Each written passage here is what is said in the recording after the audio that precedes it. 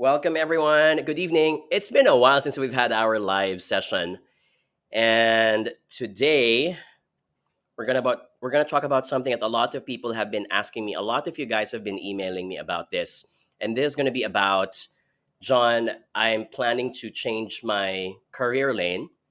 Originally, I'm from marketing, but I want to go to sales, or I'm from finance, but I think I want to go into engineering or arts. Is it even possible to do that? Or what are the risks that I should be aware of?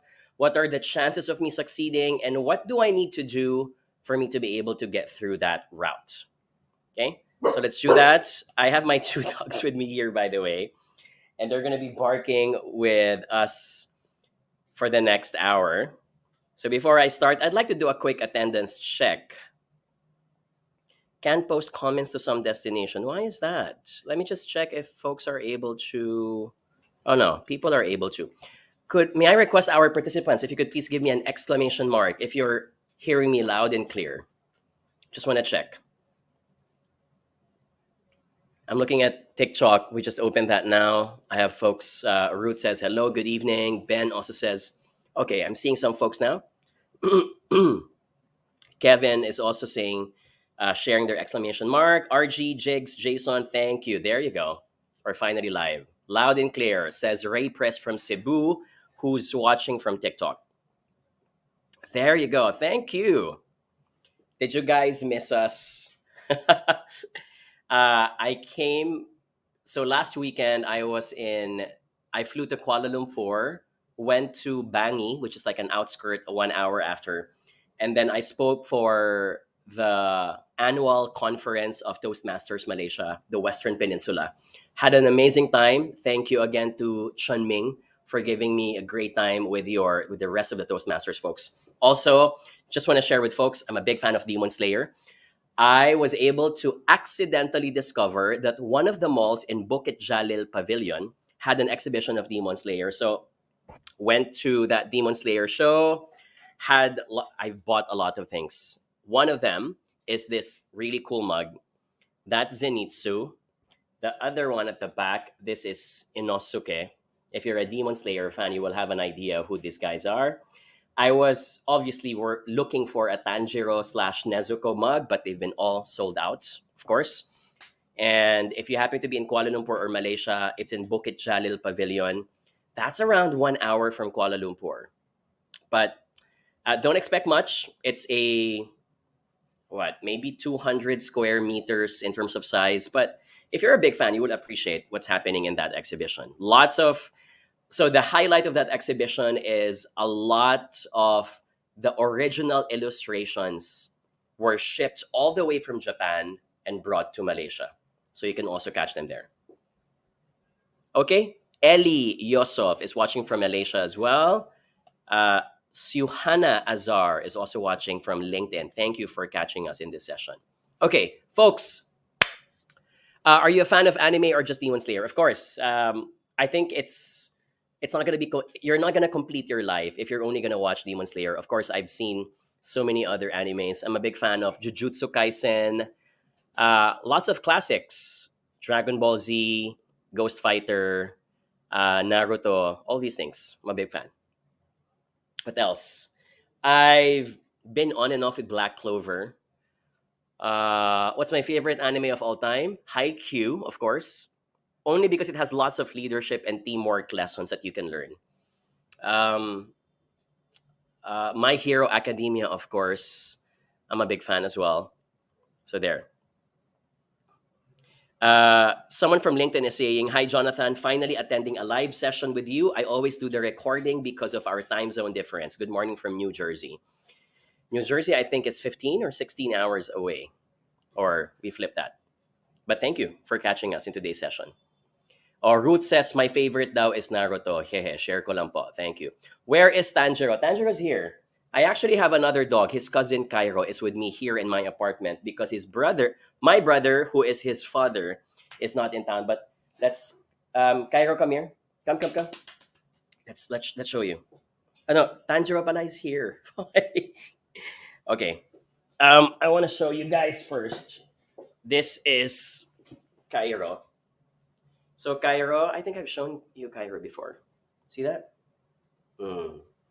Cairo is a lovely half terrier, half we don't know.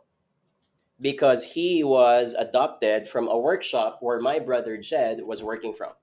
Okay, I'll put you down now because you feel uncomfortable here. Okay, so Vinland Saga. Someone says you should try. Okay, I don't have much time really, so I'm trying to find a way to capture as many anime as I can. And now my dogs has just shut down my TV. That's why I've gotten dark. Okay, gladiators in suits. I think we should start now. We've warmed up for a bit. I would like to invite you to please share us your questions about switching careers. As usual, this isn't just about switching careers. If you have other questions that you think are related to career management, feel free to also ask those questions. Okay? We'll raise them from time to time. John Roselio is asking, ano po ba ang sikreto sa pagiging magaling mong mag-English? Practice. And if you use it as many times as you can in a day, you'll be good at it. There is no other secret. There's no magic pill. You just keep on using it. In the same way that someone probably from another country is going to tell you, what is the secret to being good in Tagalog? If someone asks you that, what would be your answer? You just keep on using it on a daily basis. Okay, that's it. Uh, Mark John Tan is also saying, good evening. Finally, I did catch you live as well. Okay, thank you. Okay, let's capture this first question. No, this is not a question, but this is more of a comment from Jewelson, who's very active in many of our sessions before. So Jewelson is saying, switching careers for me is like you're doing a massive business transformation where the change that you want to implement would need to endure heavy resistance. Patience is a much. I agree. It's also a gamble. It's a risk more than anything else because you're starting from scratch. uh, you may not start from scratch like 0% because you probably have earned a lot of experience before that. But it does involve a lot of emotional costs, meaning you don't know the people. You're more likely conscious of making a mistake and that people will judge you for that mistake. So those things are going to be part of the costs. Okay. Thank you. Okay. JM, by the way, on TikTok is saying, John, panel job interview tips, please. Off the bat, regardless if they are 5 or 10 or 9, consider the idea that the quantity of the interviewers should not intimidate you because regardless if it's just 1 or 2 or 3, the ultimate goal of these interviewers is to find out if you are the right match or the right fit for the job. Okay. So stick to the fundamentals whenever you're answering a job interview. And when I say stick to the fundamentals, I mean, how much do you know about the company and why exactly are you moving from one company to another? Remember, there's always going to be that curiosity from any recruiter or interviewer. Why are you leaving this company X? And why do you move to company Y? This is one of the most important questions to answer. So my number one tip, if you can, take away the drama, keep it at bay. If your issue for resigning in your job was because you had a conflict with your manager, while it's important to be as honest as you can, you don't want to commit a career suicide by saying and committing to that drama during the interview. So skip saying those things. Stick to the positive reason. And that is, I'm ready to take on a different challenge because I think that I have already imparted my legacy in company X. And I want to move on through a new adventure with your company Y because I've heard amazing things about it, X, Y, and Z. All these things. Okay. Okay. Jerl. John, is it never too late to switch career from organizational development to IT related knowing that AI is upcoming? Okay, so organizational development involves, so usually these are HR functions. Please correct me if I got it wrong otherwise, meaning talent development, training development of employees. It could also involve managing guidelines and policies for employees. And then you're switching to IT. I don't think that there's anything wrong if you're switching lanes. Most of the time, we learn the skills when we are already committing to the skills. That is the theory of learning by doing. Also, this might sound ageist. So I don't want to be called out saying that I'm pro young people.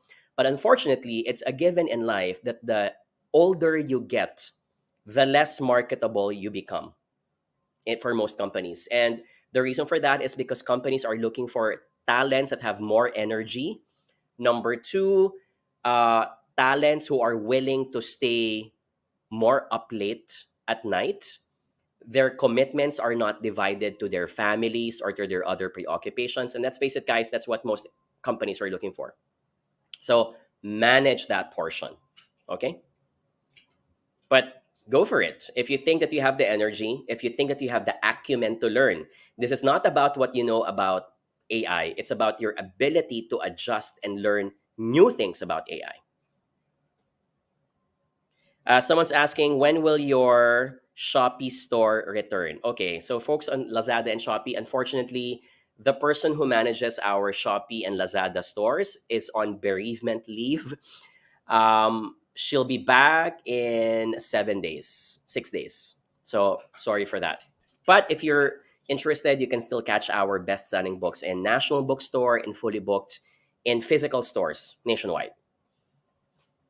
Okay, here's another question from Katie Torre O'Connor. And the question is, I am waiting for a promotion and I've done everything they've asked for, such as I've finished the training program, I've shown initiative, I've done proactive steps, and I'm active in new committees. Is it something that I should give up on? Okay, Katie, are you implying that you've done everything but you weren't still promoted? Is that what you're trying to imply here? If that is the case, yes, it's okay to give up at some point if you really are not getting anything out of it. But I think you should only give up if you have exhausted all means. And that includes asking the person who promised you the promotion or who hinted that you can be up for promotion and ask them, what exactly am I missing? Unfortunately, I'm not going to be the one who will tell that to you. It has to be the person who sets the criteria. And that likely is your boss. That likely is your HR who identifies what are the things that I need to do for me to get to the next level. Okay? Um, Nathan Atienza is asking, what could be the greatest challenge in career transition? Mm. The feeling of ambiguity that you're starting from scratch, the idea that you know that you are an expert in a certain field, and suddenly, because you shift to another field, you feel like you're stupid. You feel like you don't know anything and you feel like you're not good enough.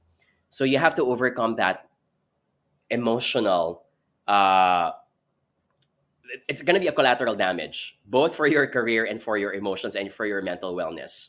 So you need to, it takes also humility because that's where you have to swallow the humility pill and say, I know I am an expert in engineering, but because I'm starting from scratch in marketing or sales, I should bow down and tell to myself that this is something that I can over time learn. It might take months, it might take years, and I will keep on making some mistakes, and that's going to be fine. For me, that would be the biggest challenge because not everyone is mentally tough to accept that with humility. They will feel that they're useless, they will feel that they're not good enough, and the admiration that they got way before in their past industries, now that they're gone, they're going to end up looking for that admiration. They're going to end up looking for that spotlight. Okay, Nathan? By the way, can I get an exclamation mark if we're learning something so far? Could you also request for a like or a heart from our participants if we're learning something so far? Okay, thank you. Let's look at some more questions here. Uh, does switching company include getting a better pay? Yes, most of the time, yes. Only if you are moving to a new company that is related to your field or expertise. If, however, you are moving and switching to a different expertise, they will either give you a lateral same pay or sometimes, unfortunately, they will give you lesser pay. And the reason for that is because they are if I may use the word, gambling and taking the risk that we want you because we think that you will be able to get the job done because we like your personality, but we are banking on the idea that you will be able to learn as fast as you should because you're not as an expert compared to the other people in the room. Okay. Okay. Another question here from Melissa Domingo. How about shifting to a related career?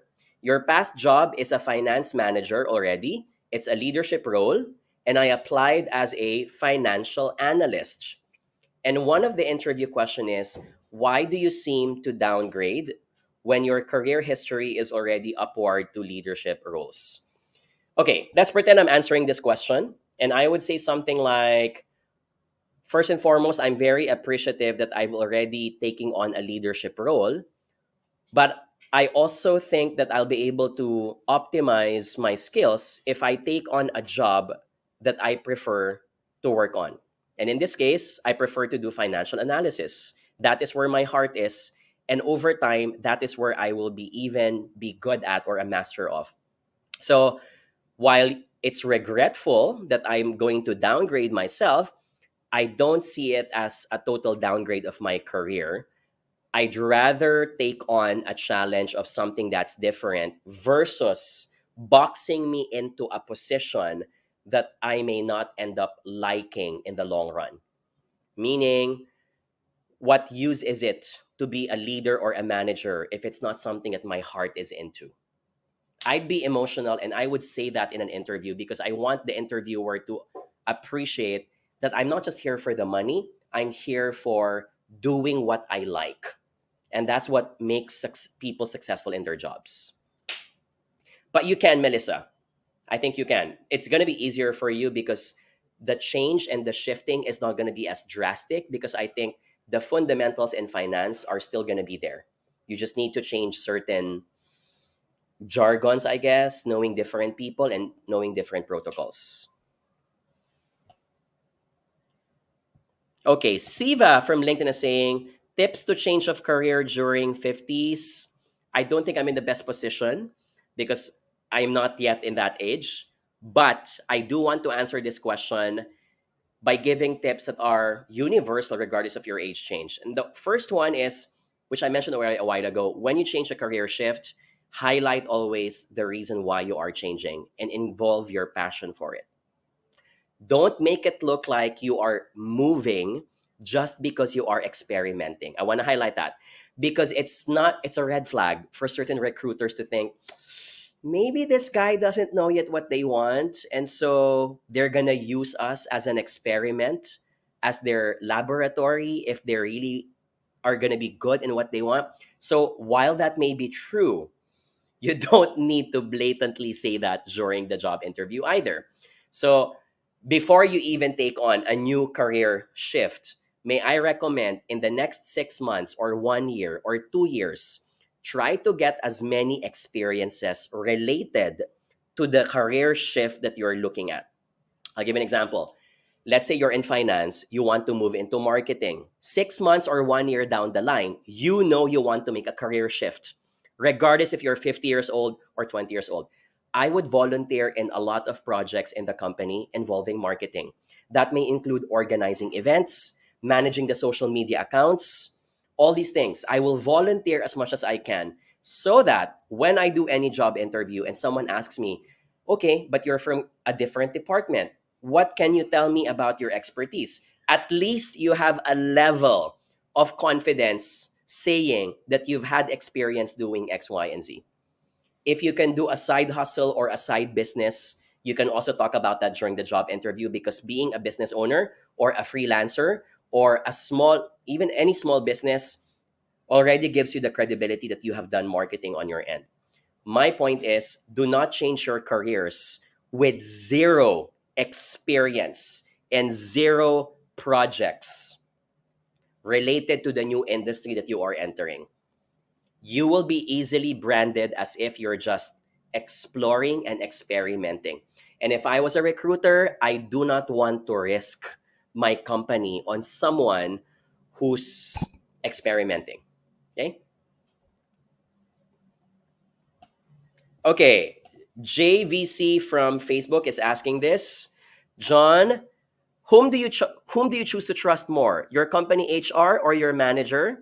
And follow-up question, if my manager is kind but my HR is feeling entitled, how do you handle that situation? Given if I'm a performer, I have no work-related problems, but okay, JV, this is a very complicated question. I think you're missing some certain words here, so could you please rephrase it? Uh, but if you're asking me the first sentence, who do you choose to trust more, the company HR or your manager? It depends. If I will trust the person that I have more intimate relationship, and I would trust a person that I had experience and history of doing a project with, because that means that I've experienced how these people talk and if I can even trust them in the future. But please rephrase this question because I don't understand it, and I want to be able to answer your question also. Okay, LinkedIn user is asking here, how practical is the belief that skills can't be learned? Is it applicable to key positions? What's your take? Yes, I do think talents cannot be learned overnight. Talents are something that's also scientifically proven to be passed on via DNA. So there's a lot of proof that shows that if your parents are good in playing a certain instrument or a certain skill, such as painting, the DNA that makes up that specific talent can be passed on to their offsprings. So talents are not learned all the time. Talents can be passed on, so such that it can be innate to you. Skills, on the other hand, is something that you learn over time. So yes, I do think that they can be learned. It's a matter of the speed and the commitment of the person. Some people will learn a skill in a few days. Some people can learn it in a few months. Some people will learn it over a few years, for example. Okay. Oh, sorry. I've been abandoning our TikTok folks. So I'd like to invite our folks on TikTok if you could also uh, ask me some question. Okay. Someone is asking here, Don, okay lang ba yung sinabi ko sa exit interview sa survey management that it's very bad and poor? Okay. Let me rephrase that question. Maybe your question is, John, is it okay to be as honest as I want to be in my exit interview? And if I have bad things to say about the manager or the company, will I be faulted for it? Does it lessen my chance to look for jobs in other companies in the future? So, two things. I think that if you are working in a very close knit industry wherein the players are very few and that the employees just go around from one company to another, maybe there are only three or four players, even if you want to use the exit interview to improve the company, I will minimize what I'm going to say. And the reason for that is because it might cause a backlash to you, such that if you say the harshest words, the company probably, if they want to, get some vengeance out of it, will find a way that you become unemployable by also bad mouthing you in other companies.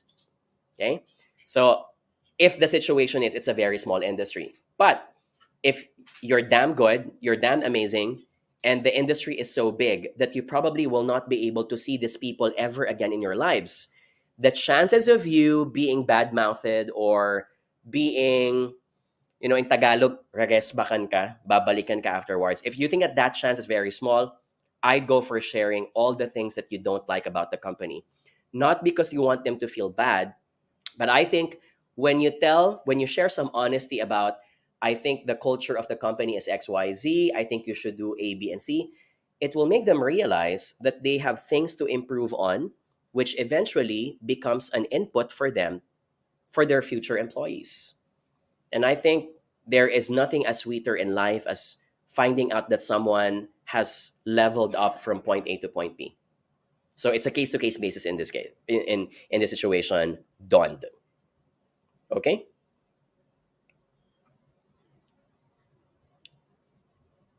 Okay, let me answer this also on TikTok. I think it's a very easy question to answer. What if the HR asked for your availability for an interview, but never replied to you and eventually disqualified you for the position without the interview? What will you do?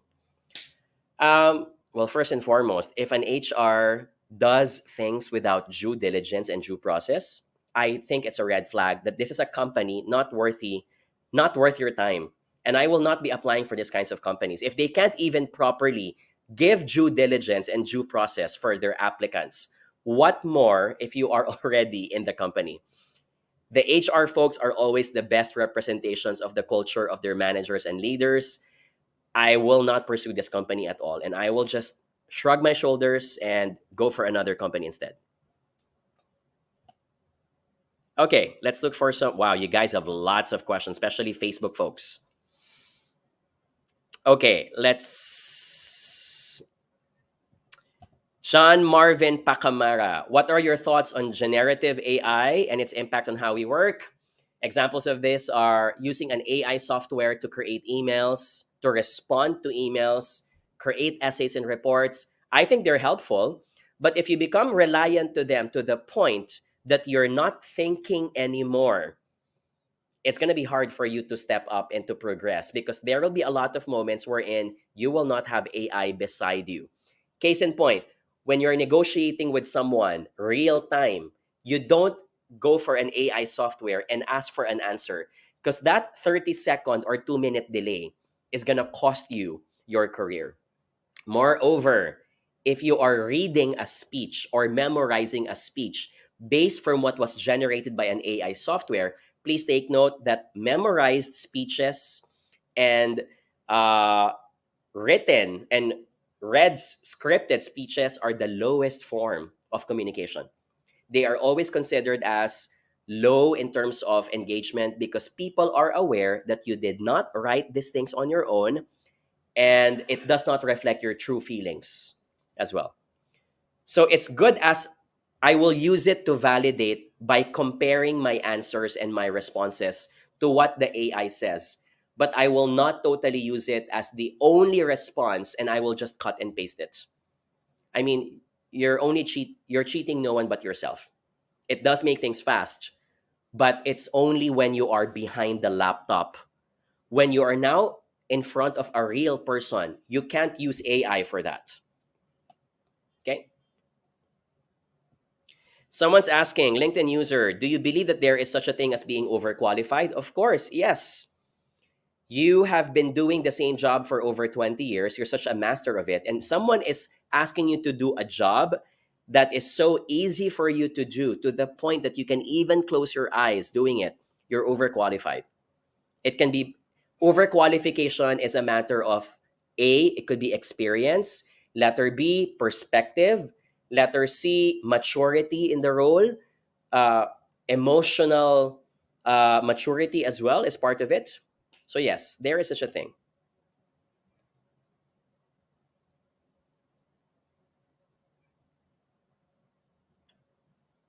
Okay. Ooh, lots of questions. LinkedIn folks, you got have lots of questions, by the way.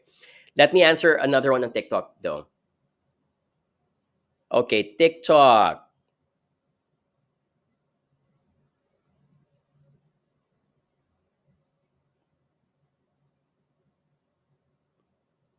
Okay, TikTok. Someone's asking,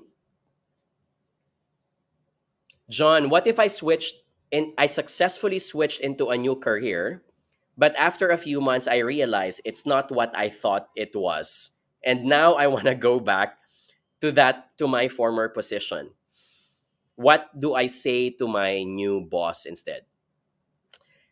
Two things first. Number one, do not decide on that immediately. Give it more time. 6 months, I think, is too premature. I would give it a year or a year and a half.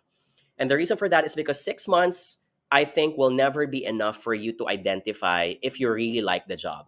You haven't met all the people yet. You haven't been exposed to all the projects yet. You probably came at a time when there was chaos, such as, for example, it was budget season, the company was not doing well financially. And if you move on to more months and things got better, you probably will think that, hey, I think I got this. So give it more time. Okay. If 6 months is enough for you to decide because you've already been exposed to all of these things, then I will understand your reason. But I think 6 months for most people is too early. Okay. And finally, if you really have made up your mind, then that's it. At least you've tried, at least you've risked it versus regretting for the rest of your life saying, I wish I tried out this position or this new department. Okay?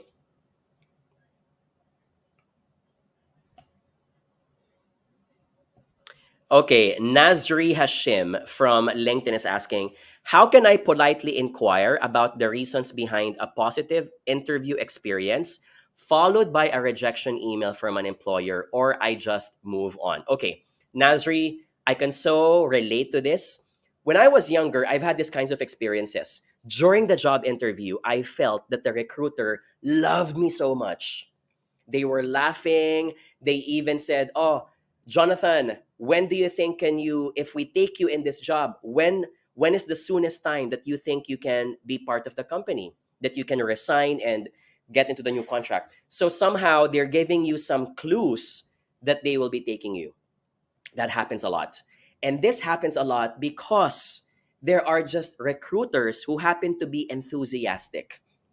The problem with us sometimes is that we misinterpret their enthusiasm as if we are the only candidate that they are going to talk to. It's not. Maybe they're very enthusiastic to you this afternoon, but when they meet another candidate tomorrow or the next 2 days who probably is as good as you or even better than you, right? They can't just stick to you as their only option. They will look for the best option in town. Okay. So you can inquire. I think a great interviewer and recruiter will always give the reasons why. But remember, in today's age, when you're allowing hundreds of applicants, you can't really burden recruiters to give their feedback one by one.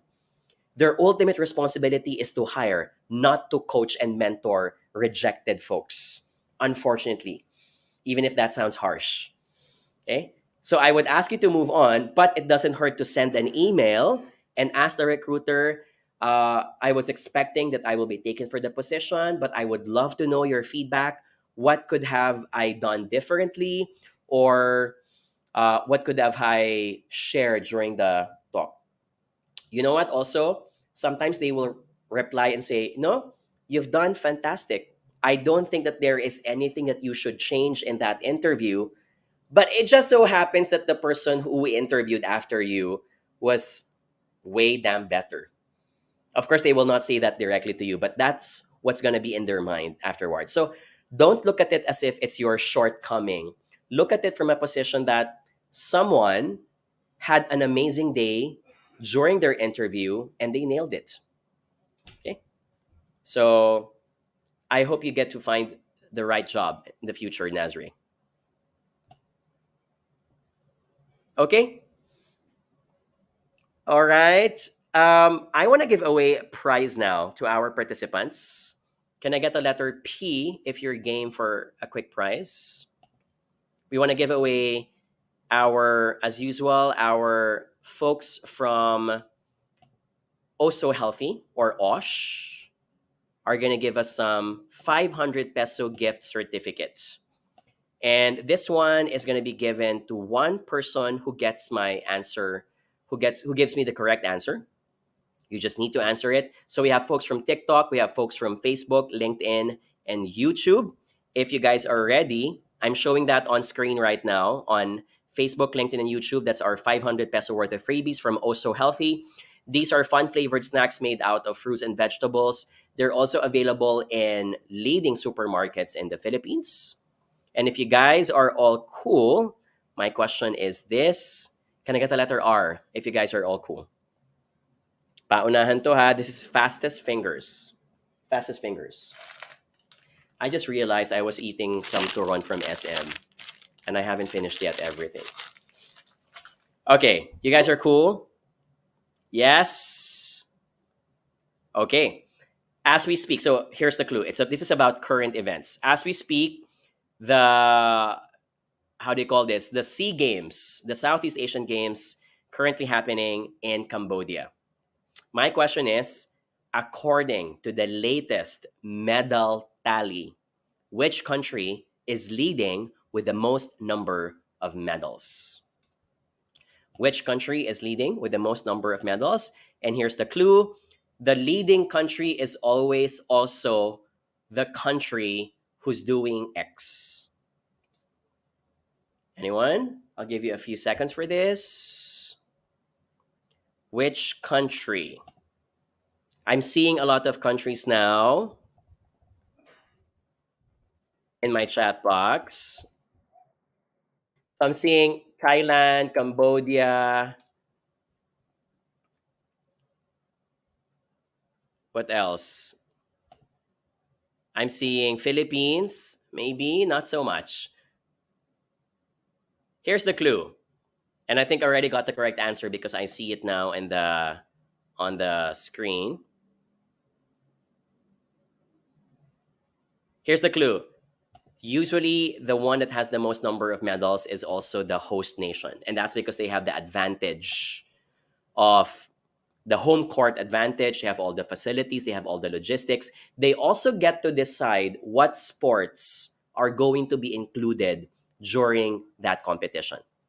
Okay, so the correct answer is Cambodia, right? Cambodia is the one leading the pack. So if you also look at the standings, you have Thailand, Vietnam, Indonesia, and then you have Philippines. So the second to the fifth usually can change over the next few days because it will depend on which sporting games are scheduled. Okay? So my winner, ladies and gentlemen, actually came from Facebook. And the winner is Jover Bernal. Congratulations, Jover Bernal. His answer is Cambodia. Okay. So, Jover, how do you claim your prize? Do you see the one on screen below? And it says there, winners, please claim your prize here. So, please copy the website link and you'll be able to enter a portal where you need to indicate your prize. Okay. You see that? johnyabut.com/prize. Hope you're seeing that now. Okay, let's give an exclamation mark to our winners, please. Let's do that. I'm seeing a lot of Cambodia here on TikTok, but sorry, guys, the Jover on Facebook got it first.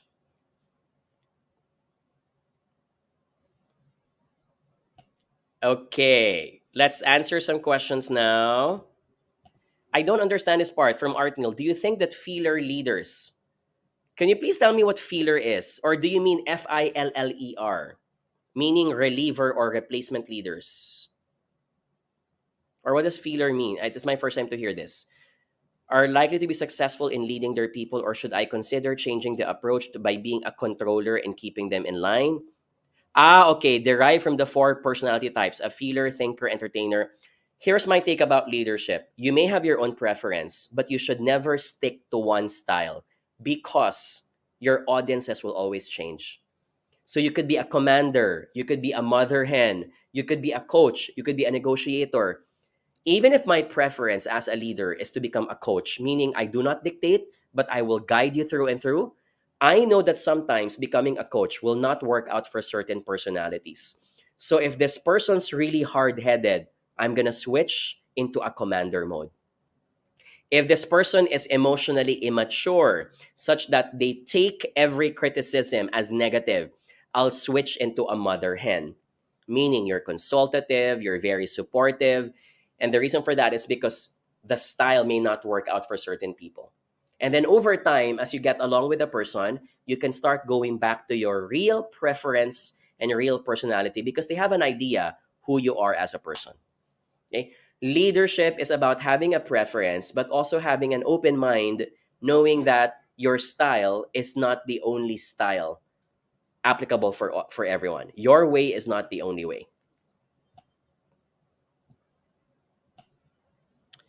Okay. Gerald Ray says, totally agree. Sometimes we need to switch our thinking hats. Yes. The thinking hats is also a good reference for that.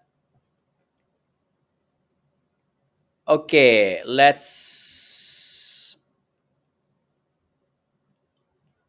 Ben Silvano on TikTok is asking, how do you deal with a manager who micromanages a team? There are only two reasons for my experience. This may be different. Why a manager will keep on micromanaging.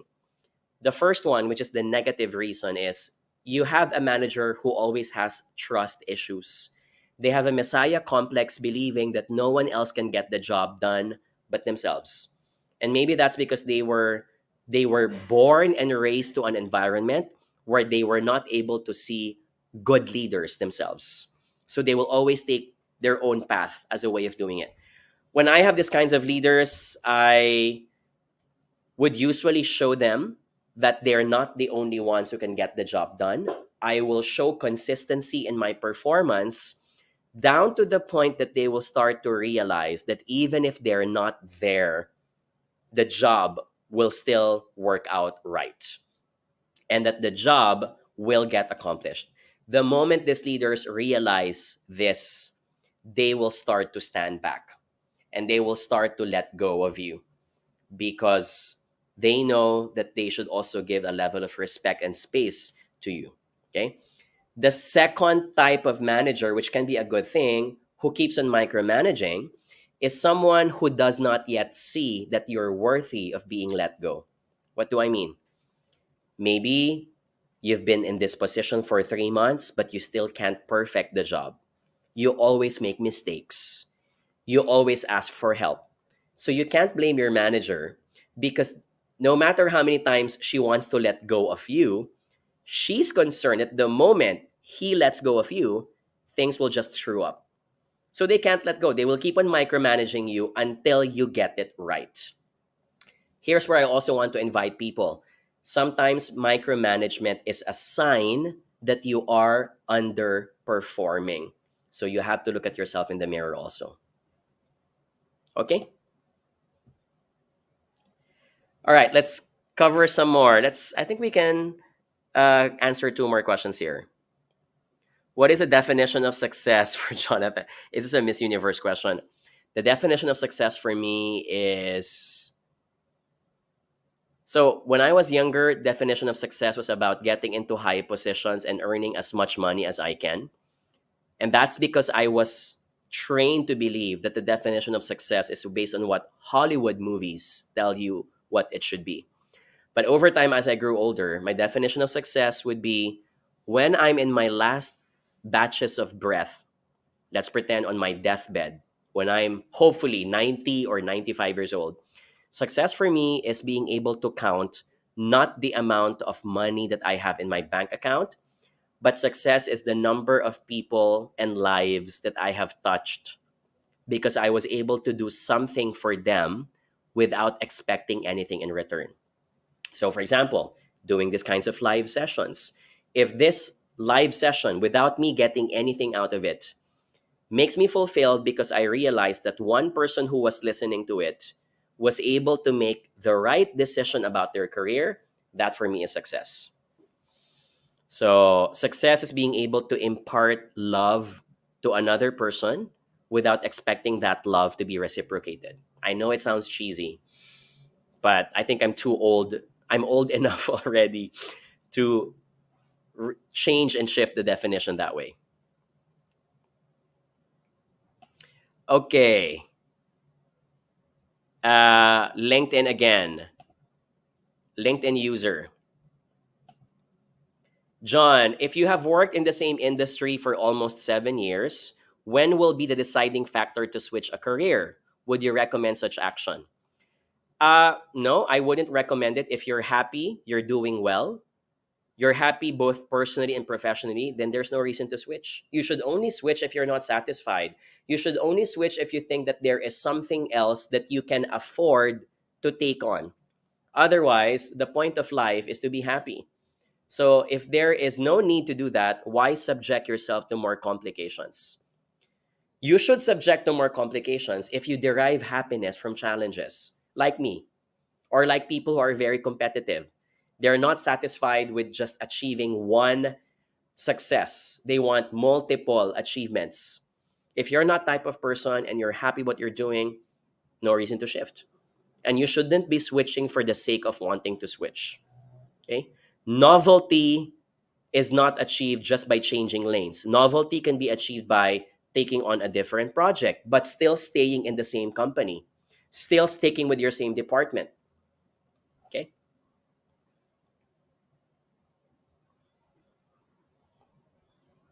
By the way, someone was telling me, someone saying on TikTok, but isn't money an important thing for happiness? Don't get me wrong, it is. Money, I am a believer that money will buy you happiness. It will.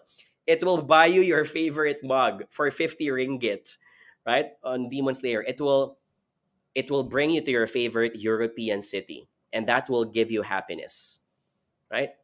But I also think that money should not be the only reason for you to define at that very moment why you are happy. Because otherwise, it is a limitless. It's a rat chase. It's gonna be a rat race wherein you will never be satisfied. So derive happiness even from the simplest pleasures, such as I'm happy because when I woke up this morning, I'm alive. And we all know that technically speaking, sleeping at night is being in a conscious coma wherein you don't know if you're ever gonna wake up alive.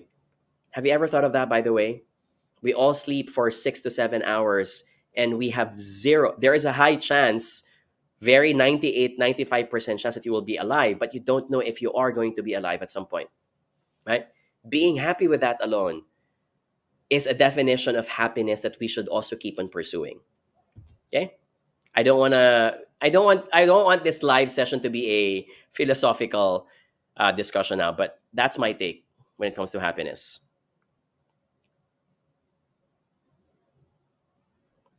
Lorraine is asking, are LinkedIn certificates, courses, and Coursera already enough as learning platforms and evidence for upskilling and changing career paths? I don't think so. Why? Because these are all theoretical. The real definition of learning is applying it in real life. So I always tell folks, so I've never taken an MBA course and I didn't finish any. I don't also have plans for now. But when someone asks me, John, is it okay to take on an MBA right after I graduate from university? And my answer is, I don't think so. You will only be able to appreciate the MBA concepts if you know how they are applied in the real world. And if you have zero working experience, crunching PowerPoint slides and Excel sheets, and presenting with clients and with management teams, everything that you learn in MBA are all going to be conceptual. You will have internships, of course, don't get me wrong. You will have case studies. But I also think it's so different when you get to experience all commercial problems on a daily basis. That it's different when you know that a problem can make or break your life versus an MBA course wherein if you don't succeed in this exam, you can try and repeat again. In real life, you don't have that. It's either you miss the sales quota, it's either you miss the client, it's either you didn't make it to a promotion and you can't repeat it. You just need to do another attempt, but a different context is already happening. Okay? You guys are making me enjoy. You guys have amazing questions tonight, by the way. So thank you for that. This is giving me. I'm being awake at such a late hour of the evening.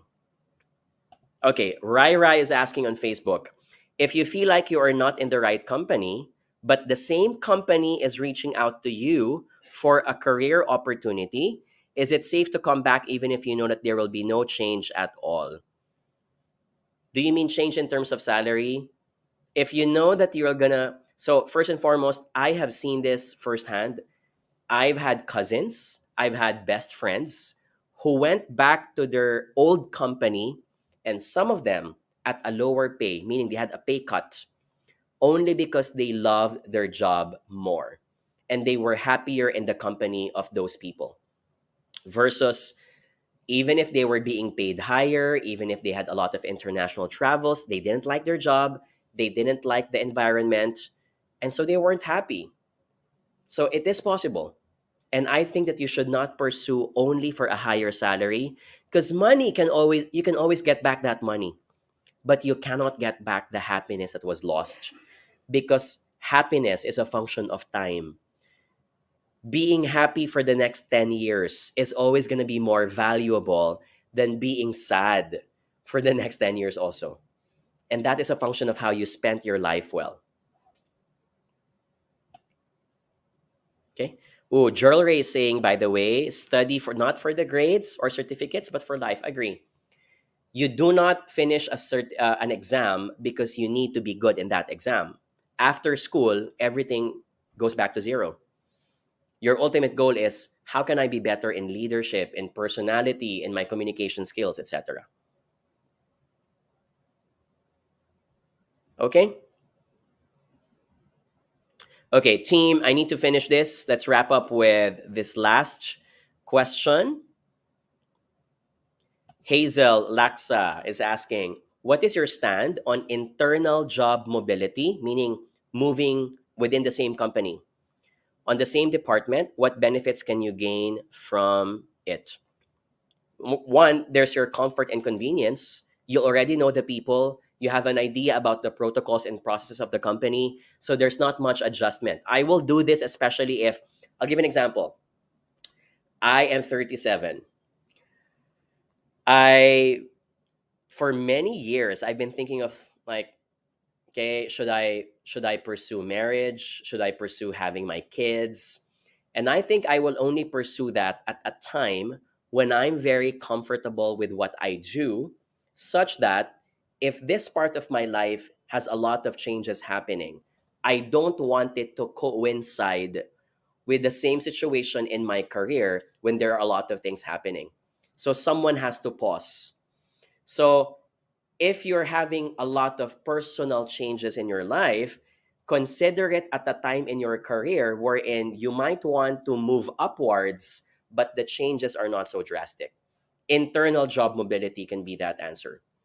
Getting promoted, moving to a different department, the changes are minimal, but not as surprising to the point that it causes you stress that it affects your personal lives.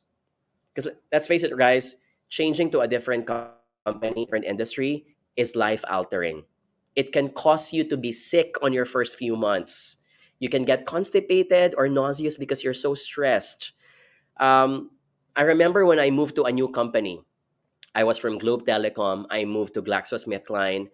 I think I remember I bumped my car 2 or 3 times within my first 6 months. And it's not because I'm a bad driver. It's because during those times, I was just really stressed. I keep on thinking about, am I going to succeed in this work every time I drive? I was so conscious about what people think of me. So those changes are very life altering. Okay. And here's where I keep on saying, to get to the peak, you don't need to change your mountain. You can stick in the same mountain, but go for a different route. You can still get to the peak, even if you go that way. Okay. All right, team. It's bedtime for me. I need to walk my dog as well. So thank you for joining us, and we hope to catch you in our next live session again. We'd like to invite you, if you're interested, if you'd like to learn more live with me in the flesh, we'd like to invite you in our upcoming workshop in partnership with SMX Convention Center and Fort BGC in SM Aura. We have 4 topics: public speaking, business writing, leadership, and social media marketing. If you'd like to attend our workshops and get your tickets, you can go to our website. That is jonathanyabut.com. Okay? We'll see you guys. Thanks for hanging out with me, and thanks for giving me so many amazing questions tonight. I had lots of fun. Good luck, stay safe, and catch you soon. Bye, guys.